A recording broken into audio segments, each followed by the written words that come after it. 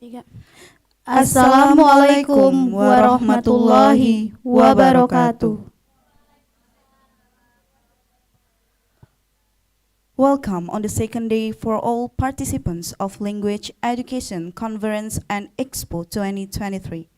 With me, Ade Bunga Izati, and Camelia Agustini. would like to lead for this event today. For the first agenda, we are going to continue our presenters today with the first session. For the moderator, please come Tri Pujalestari and Notulen Cindy Octavina, and the presenters Paningkas Suci Noviana, Anissa Ufitriatus Soliha, and Rizka Razimona.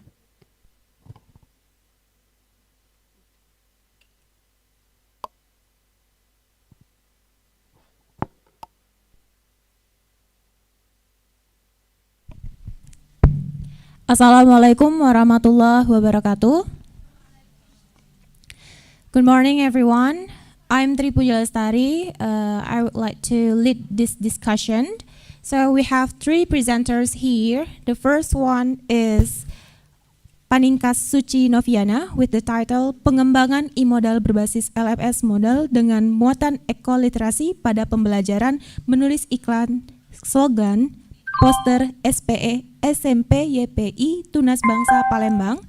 And the second presenters, we have Anissa Fitriatus Soliha with the title Pengembangan e-modul teks cerpen berbasis kearifan lokal Sumatera Selatan. And the third presenter, we have Rizka Razimona, Exploring English Literacy Learning for Young Learners, a literature review. So for the presenters, you have about 10 minutes to present your study, and then after all the presenters have presented their study, we have Q&A session for about 15 minutes.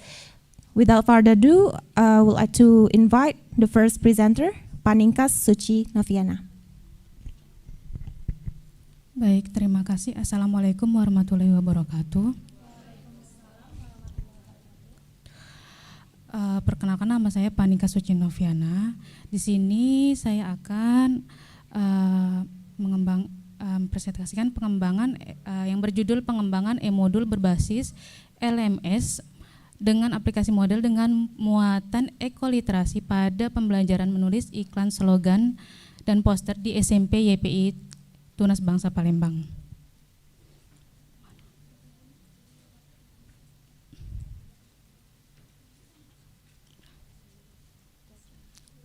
Lanjut ke pendahuluan saya.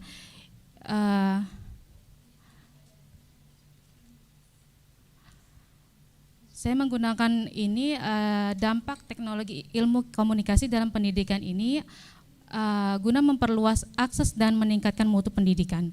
Pentingnya pengembangan e-modul berbasis LMS model ini yaitu meningkatkan keterampilan siswa dengan muatan ekoliterasi. Ekoliterasi dalam pendidikan ini yaitu pemahaman ekoliterasi diperkenalkan sejak dini. Kemudian keunikan dan keunggulan e-modul ini menggabungkan ilmu teknologi dengan ekoliterasi. Kontribusi signifikan penelitian ini yaitu solusi konkret untuk tantangan pembelajaran digital.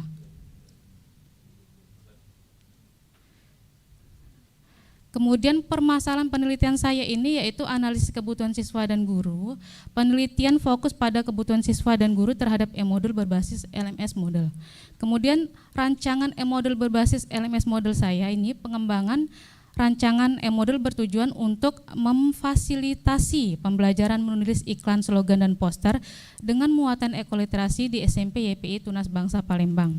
Kemudian validasi e-modul berbasis LMS model saya ini penilaian terhadap hasil validasi e-modul dengan muatan ekoliterasi. Evaluasi formatif e-modul berbasis LMS model saya yaitu evaluasi formatif e-modul yang berfokus untuk pengujian one-to-one dan small group. Kemudian ini berupa slide kelima. Slide kelima. Ini berupa aplikasi model.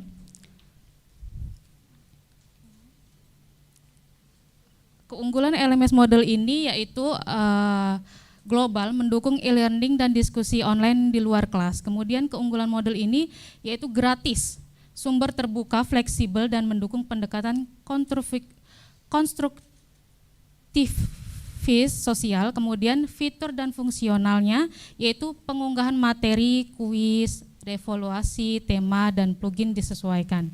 Kemudian model pembelajaran CAT ini menggunakan model pembelajaran berbantuan komputer untuk efektivitas belajar. Kemudian ringkasan model dan LMS ini populer, gratis, yaitu fleksibel dan mendukung pendekatan konstruktivis sosial dengan fitur lengkap dan model pembelajaran berbentuk berbantuan komputer.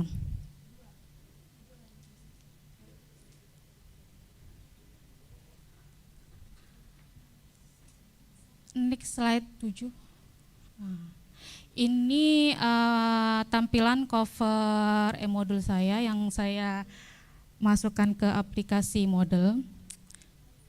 Ada cover, daftar isi, ini hanya tampilan sementara. Kemudian metode penelitian saya ini menggunakan metode ADI karena model pengembangan ini memiliki keunggulan pada tahap kerja yang sistematik.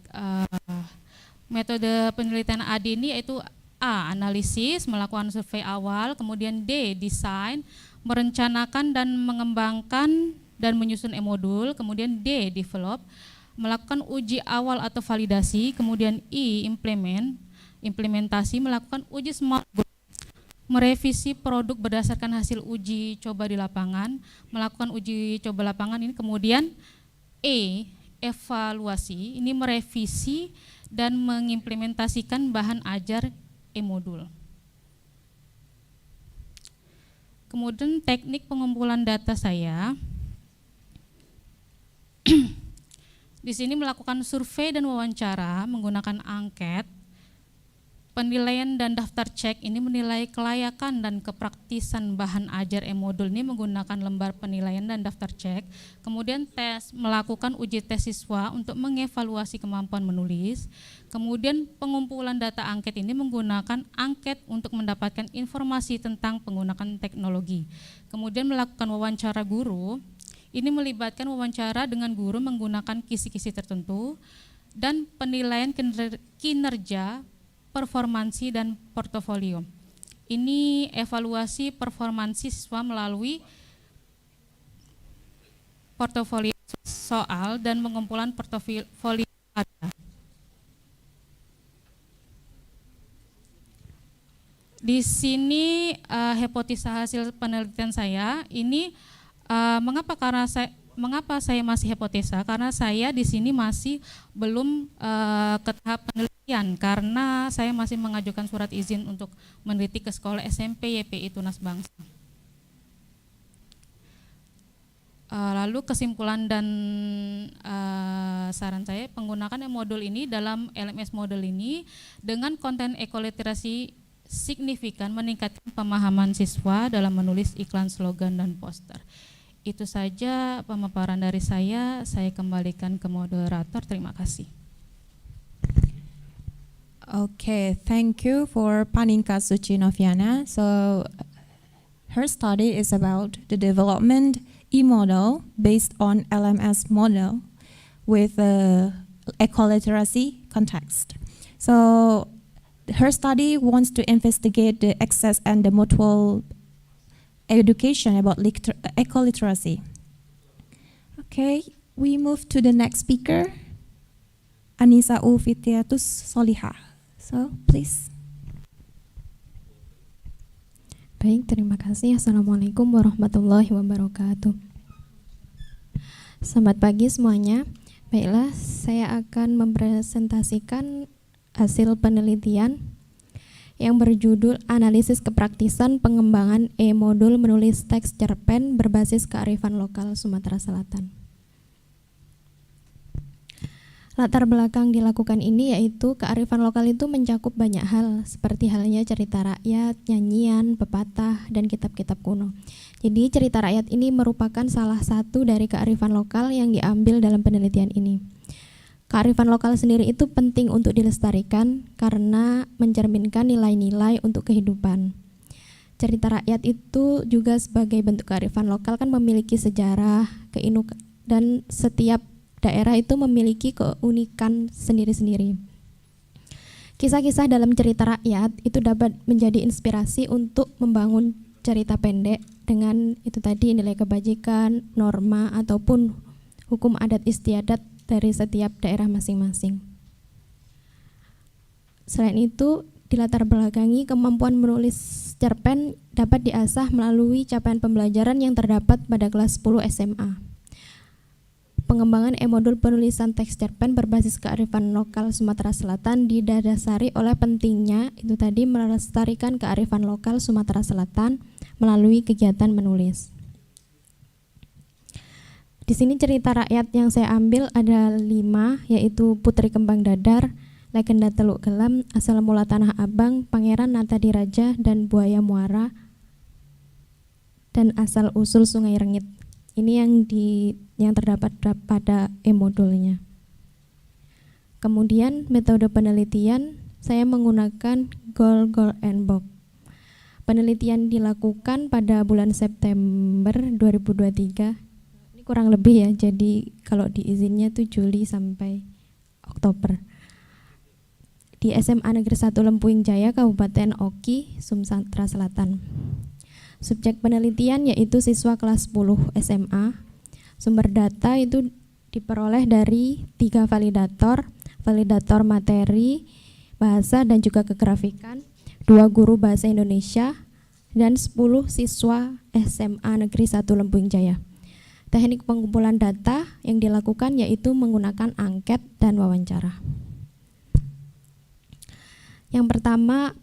Yang dilakukan pertama yaitu analisis kebutuhan. Analisis kebutuhan dilakukan dengan 2 cara, yaitu angket dan wawancara. Wawancara dilakukan kepada guru bahasa Indonesia. 2 guru tersebut menyatakan bahwa sebagian besar siswa kesulitan memahami materi menulis cerpen, terutama mungkin kalau memahami materi masih bisa, tapi untuk menuliskan cerpen itu masih sulit, terutama terkait kosakata, pengembangan ide, struktur, dan juga kebahasaan. Sejumlah siswa itu tidak tahu cerita rakyat Sumatera Selatan. Ini banyak sekali yang tidak tahu. Maka adanya e-modul itu selain untuk menulis cerpen yaitu untuk memperkenalkan cerita rakyat kepada siswa. Kemampuan menulis cerpen tadi masih kurang, terutama karena siswa kesulitan dengan topik yang tidak berdasarkan pengalaman. Jadi walaupun siswa menulis cerpen itu umum ada yang bisa, tapi biasanya itu ya sudah mengenai tentang sehari-hari, tidak bisa kalau hayalan atau apa. Mungkin kayak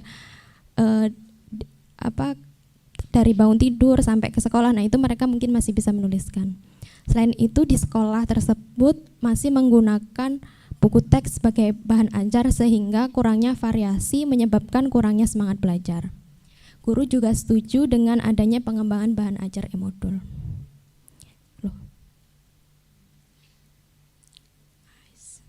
Kebalik.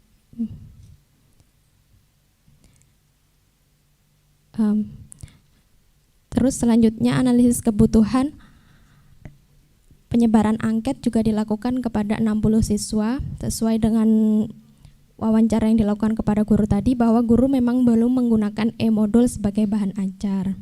Penggunaan bahan ajar itu masih menggunakan buku teks dengan metode pembelajaran yaitu metode ceramah sebagai pengajaran.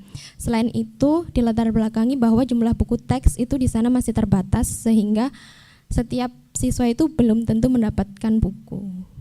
Siswa juga setuju untuk diadakannya pengembangan bahan ajar e-modul menulis teks cerpen berbasis kearifan lokal Sumatera Selatan.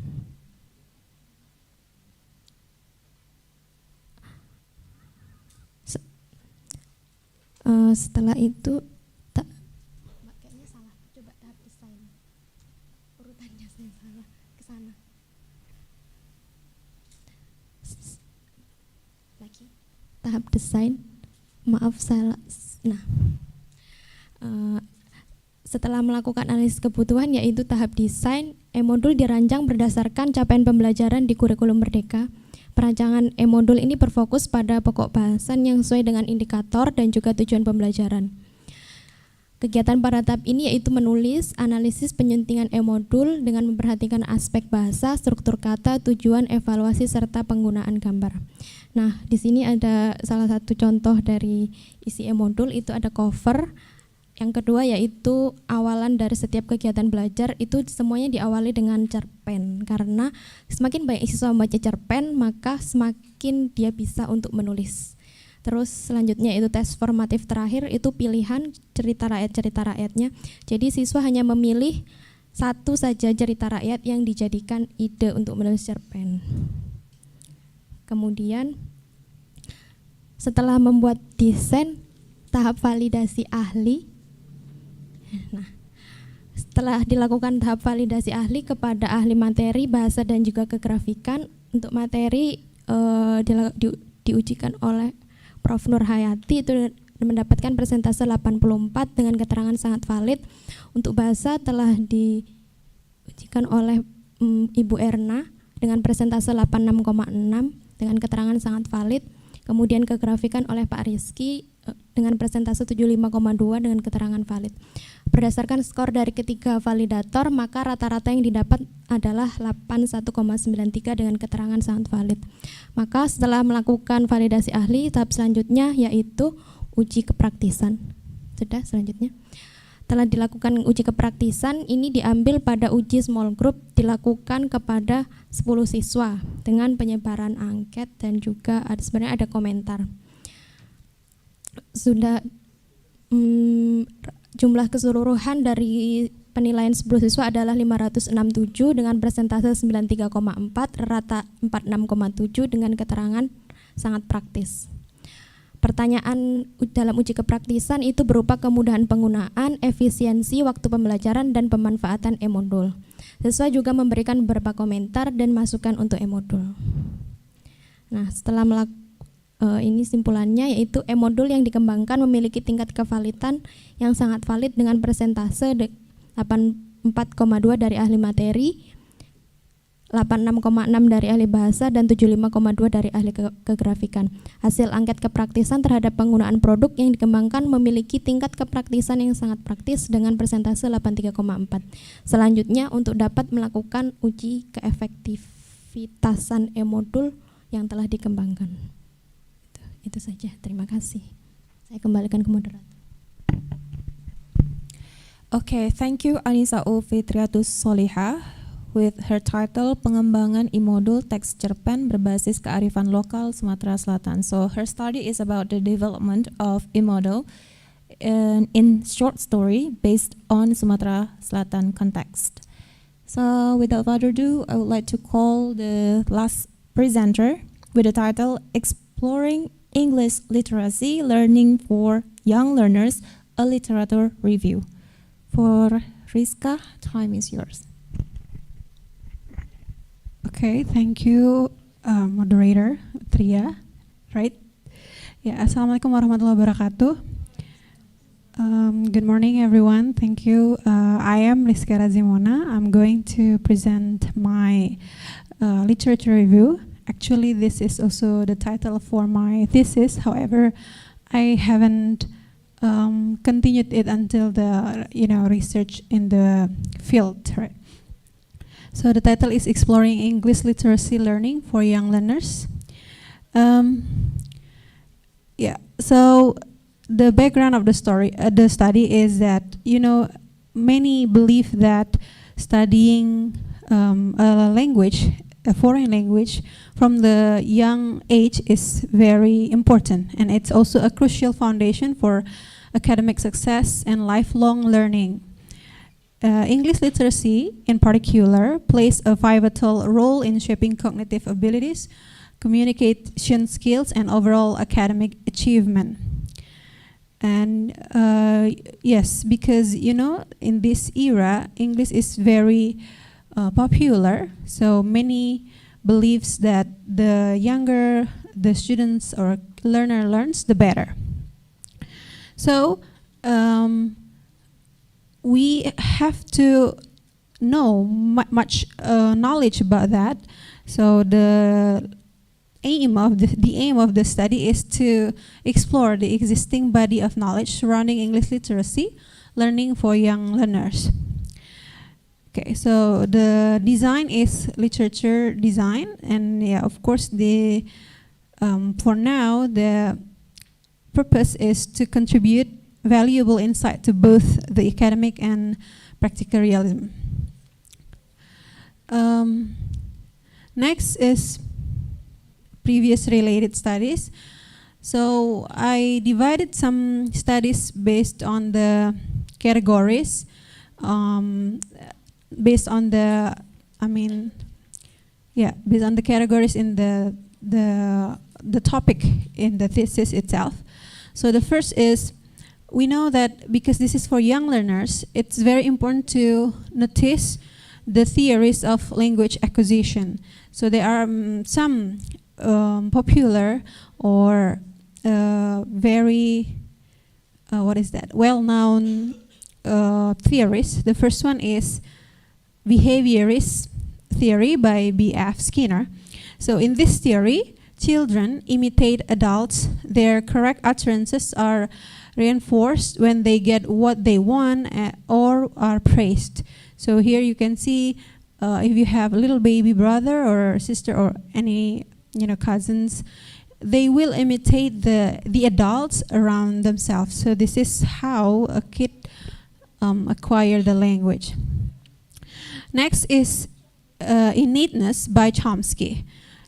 In this theory, Chomsky believed that the brain of a child itself has already, have the systematic system so that it can learn a language by nature from the birth. So, yeah, if they don't have any, problems in their brain, let's say like that, they will be able to acquire a language. The next one is cognitive by Piaget. So it is just one aspect of child's overall intellectual development. Of course, it has something to do with the innateness. However, in this cognitive is much more influenced by the stimulus, given by the adult around the children. And the next is interaction by Brunner. So in this interaction, the language is acquired when there is interaction between the children and their caregivers. In this case, is not only the parents, but also maybe the babysitters and so on.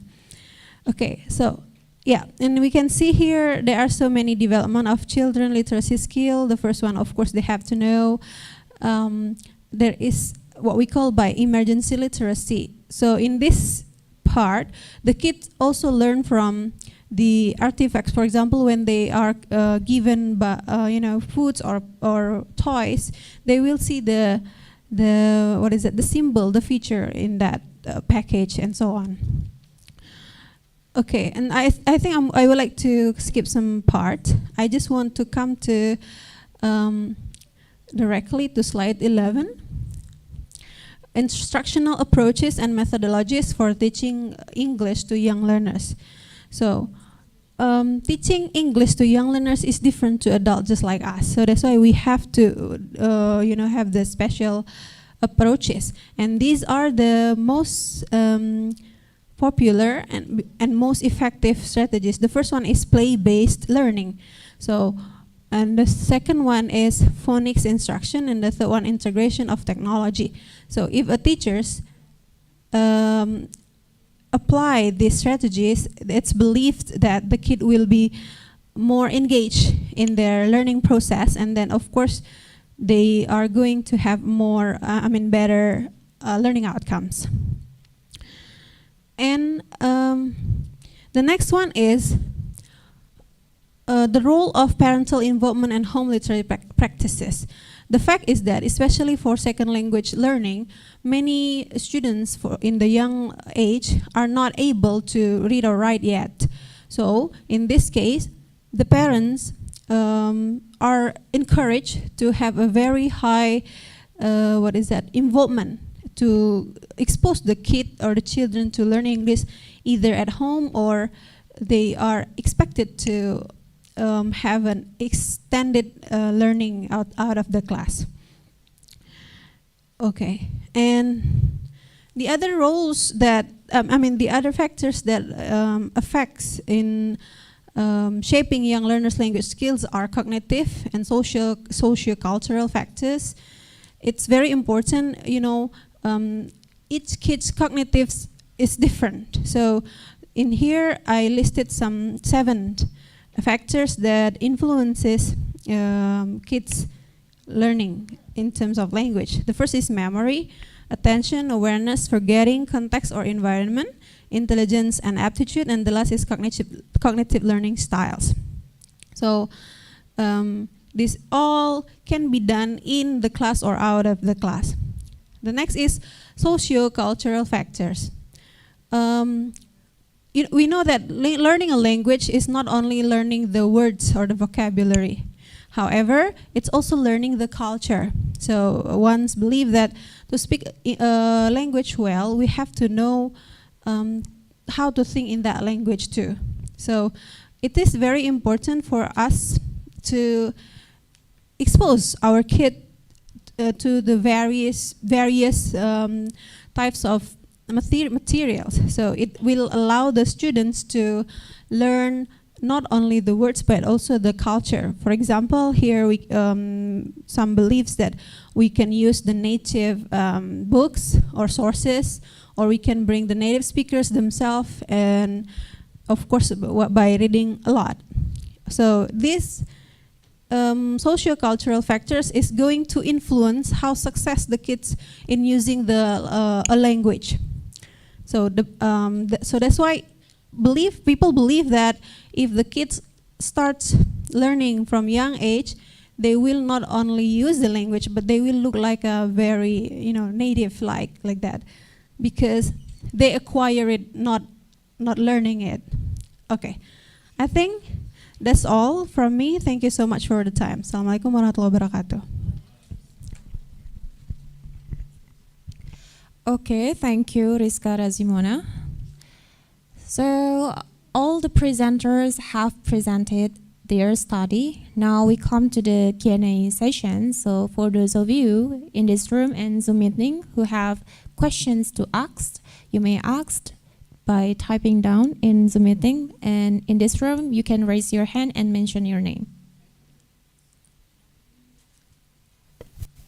Okay, I see Dewi.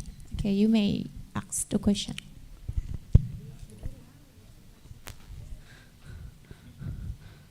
All right. Good afternoon, everyone. My name is Dewi Nurholis, and I am from the first semester. I would like to ask about the last presenter, Rizka. Yeah, Kak Rizka. So my question is, your title is about English literacy, and you start your literature review by explaining about language acquisition. So I want to know about the correlation. What are the correlation or connections between English language literacy and language acquisition, and how crucial are they? Actually, I have 2 questions. Okay, you may ask. And the second question is for the second presenter, which is Anissa, Kak Anissa. You mentioned that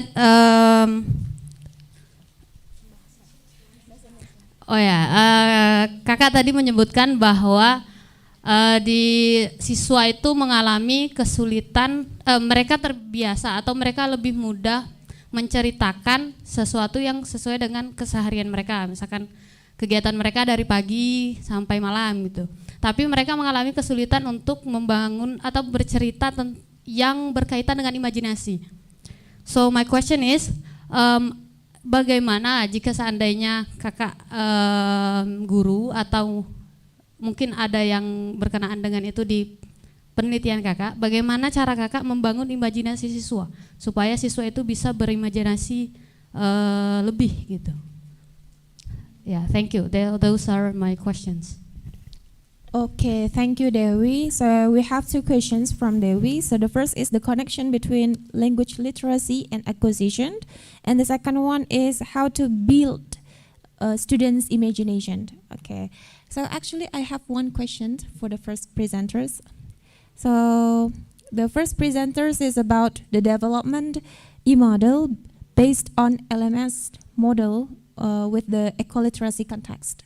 So I want to ask to Paningkas, were there any challenges, adakah kesulitan faced during the development saat pengembangan e-model ini, and were there any collaborative efforts with the educators, environment, or the experts to make sure that the content is relevant or valid? Okay. Okay, I think we can start from the first question to Kak Rizka. So, Kak Rizka, you may answer.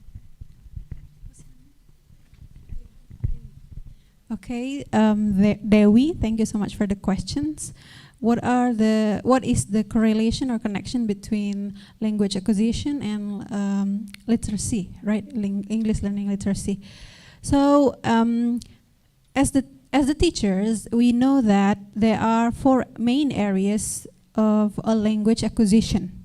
So what we know is like language by mouth first, right? Speaking, language by ear, listening, language by eye or reading, and the last is language by hand, writing.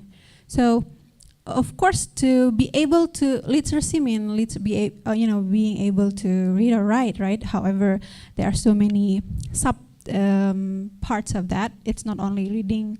We know that reading aloud, reading comprehension, and so on and so forth, and also writing for a purpose, and so on.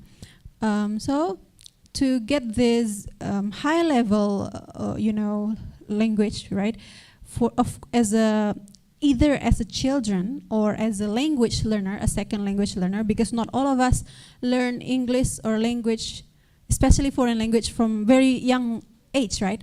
So we have to start from acquiring the very basic skills, just like what I have explained. So that's why it started from the second language acquisition theory. So it relates to later how we comprehend or how we get the ability later to the literacy itself. Because before we learn how to read and write, we will have to learn, the vocabulary, the speaking, and then the listening, and so on and so forth. So that's why we cannot jump. This one is the problem also. Sometimes the kid, because they have already got their first language, which is not English, so they are not able to acquire the language naturally. So because they directly learn how to read, for example, they don't learn the phonemes. Many kids in the elementary school will say, for example, one, before they learn. Of course, they will say one. It's because they have heard.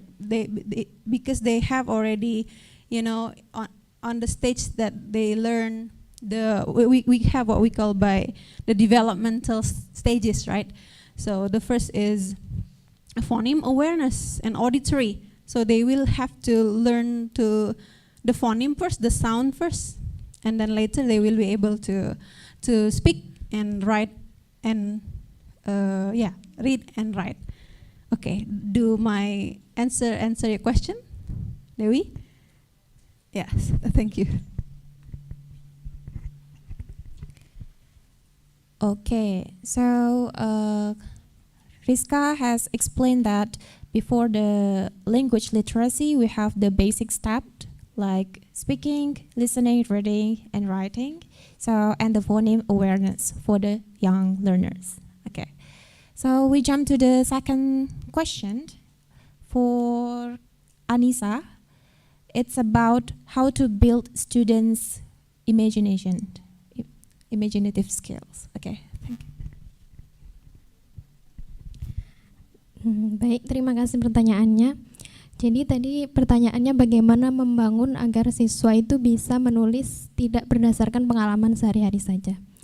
Nah, itu tadi tujuan daripada pengembangan e-modul ini. Kan judulnya pengembangan e-modul menulis cerpen berbasis kearifan lokal Sumatera Selatan, di mana kearifan tadi yaitu cerita rakyat. Salah satu cara untuk membangun tadi dengan cara siswa membaca cerita rakyat itu. Misalnya pada cerita rakyat buaya muara dan asal-usul Sungai Rengit. Jadi manusia itu tidak diperbolehkan untuk merusak alam. Nanti kalau merusak alam dia maka akan dicabik-cabik buaya atau bagaimana. Nah, itu adalah salah satu contoh agar siswa itu mempunyai imajinasi lain. Jadi dia menulis cerpen itu idenya ada. Bagaimana nanti manusia kalau misalnya dia mencintai alam. Nah, itu tadi. Terus misalnya Pangeran Nata dari cerita rakyat Pangeran Natadiraja itu rajanya itu punya banyak kekuatan, tidak suka dengan perang, pertempuran. Nah, itu tadi membangun imajinasi tadi salah satunya dengan membaca cerita rakyat. Itulah yang dibuat dalam e-modul. Setelah dia membaca cerita rakyat, maka dia menuliskan teks cerpen yang bersumber ide dari cerita rakyat yang telah dia baca itu tadi. Gimana? Mungkin belum, masih kurang?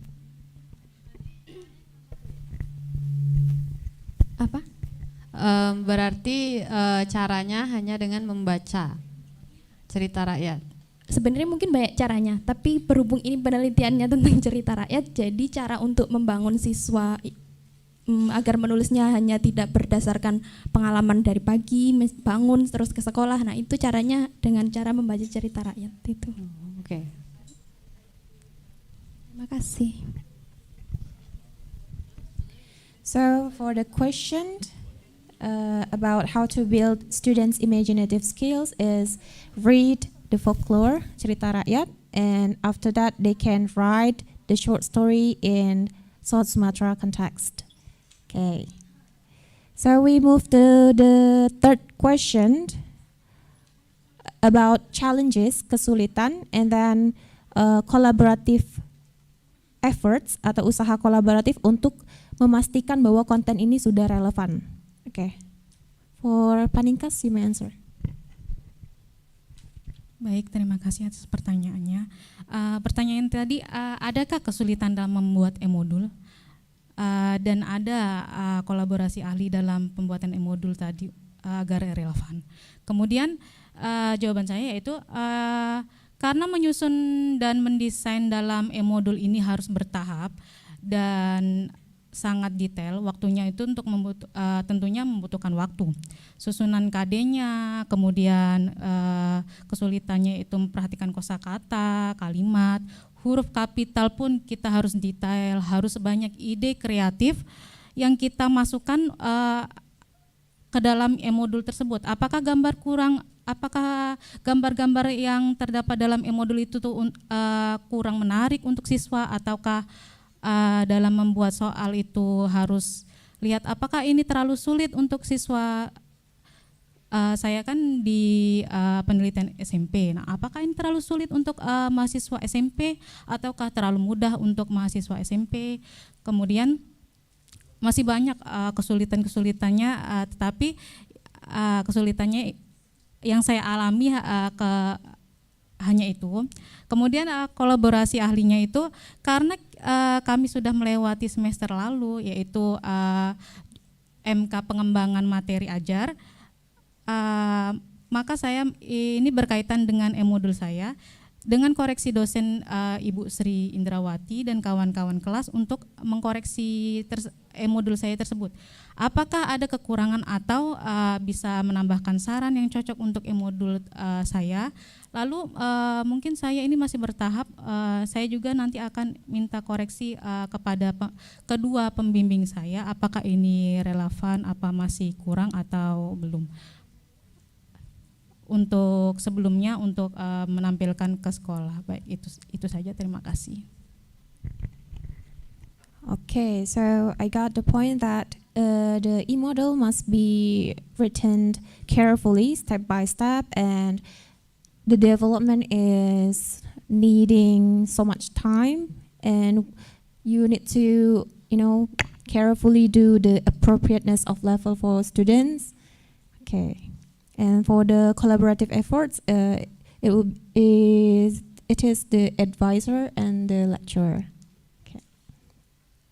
So we have answered 3 questions. Is there anyone to ask question? We still have time. Okay. Okay, Kiki.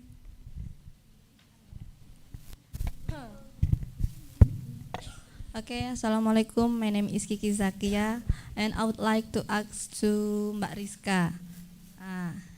As we know that before you talk about English learning literacy, so my question is what the challenges that can be faced in English learning literacy practices.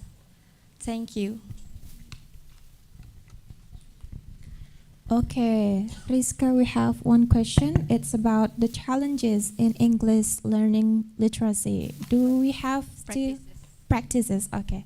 Do we have another question from the participants? Maybe in Zoom meeting? No? Okay.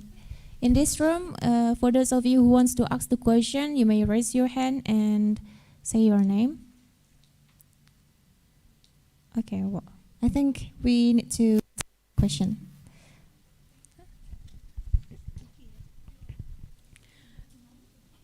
Okay, Kiki, thank you for the question. Actually, I have it on my slides. I just didn't, describe it. So, what are the challenges in English learning practices, English learning literacy practices? So, there are many actually, but this is from teacher perceptions, okay? Because of course, the one who will teach is teachers, right? So from the literatures that I have read, it varies, but the very first one is teacher preparedness, teacher readiness. So many teachers are not prepared well how to teach children. It's different again than teaching the adults or junior or senior high school. I'm talking about young learners, right? This is elementary school student. What is it? They are. They have the criterion. We know criterion of young learners. They are very active. They have a short. What is that? Focus, short focus. Ability. So that's why it's the struggle is that if the teachers are not well prepared on how to deliver these materials, they are going to get stressed. Yeah. And of course, the result is not going to be, satisfying. The second one is speaking problems. So many, literacy means they will have to speak first. But kids, many of them won't speak. They just keep silent. And yes, the teacher have to, very encourage them, even sometimes force them, right, to speak. And the next is discipline problems. Kids are just kids. They are all about playing, okay? And of course, behavior problems. And number 5 is classroom management. So the ideal one, the kids class cannot be too big. The size class is, 10 to 12 is still manageable. So actually, I have done the interview also to the teachers in the school, right? However, I didn't mention here because it is supposed to be literature only. But as you mentioned that because there are around 27 students in the kid, this is the first grade. They have, already English subject. It needs 30 minutes only to settle the kid, to let them open the page, so that's why the teacher said that, yeah, this is more like, caring. So that's why it is also still the process of acquiring the language in the very low level, right? So the next is motivation. Different kids have different motivation. Okay, so we know even we have it. And the next is differentiation. Kids are very homogeneous, right? So some of them have good, English background. Some of them are never exposed to, English. Some of them are brave. So this variation also challenge the teachers to teach them at the same time. The next is a special educational needs. Some kids are just, they need special attention. They need to be put first, like that.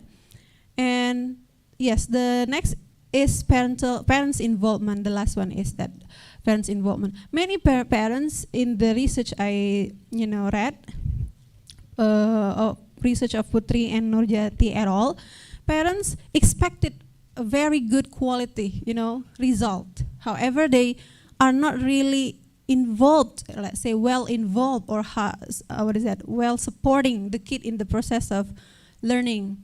So it's very minimum still. So that's why it becomes a problem, because again, the kids only spare minimum time at schools. Meanwhile, language is something, to be continued, to be repeated. So that's why here, in my planning, research planning, I also, urge that we have to make these parents help the kids, to at least to expose them more to literacy activities at home, like that. Okay, I think that's it. Thank you.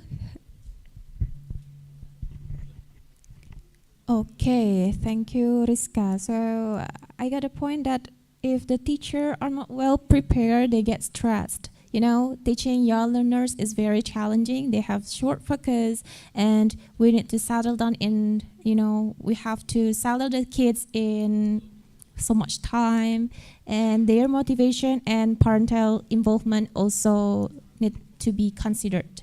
Okay, do Rizka answer your question? Okay. Yeah, okay, we have answered the questions from you guys. We have 4 questions.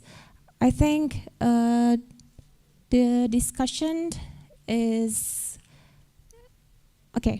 The presenters have presented all the materials and their study, and we have done the Q&A session. I think that was all for this discussion. I am the moderator. Thank you so much for your participations and questions. Wassalamualaikum warahmatullahi wabarakatuh. I give it back to MC.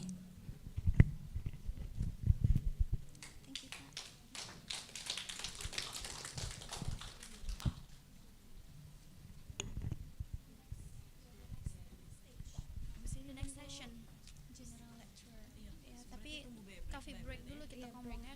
Break. And we are going to continue. Kami ada semua. Oh, kami ada. Yeah.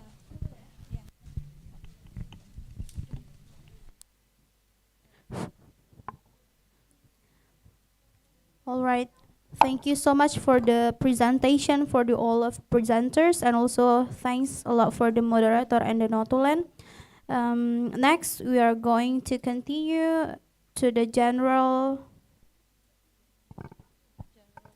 lecturer. So for all the participants, we have a coffee break time until 10. After that, we will continue the general lecture with Professor Janan. yes. Okay, see you again, guys.